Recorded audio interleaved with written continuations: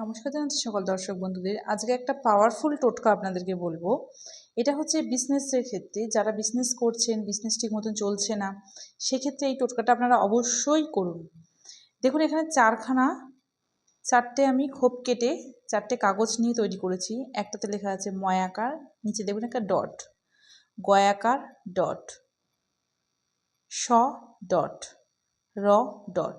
এভাবে চারটে কাগজ আপনারা কেটে নেবেন। কেটে নেওয়ার পর কী করবেন আমি বলে দিচ্ছি। প্রত্যেকটা একটা সরার মধ্যে নিয়ে নেবেন।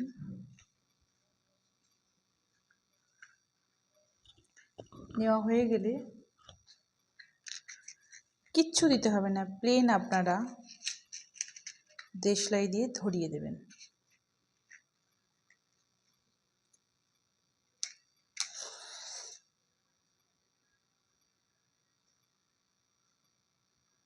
খুব পাওয়ারফুল একটি টোটকা এটা।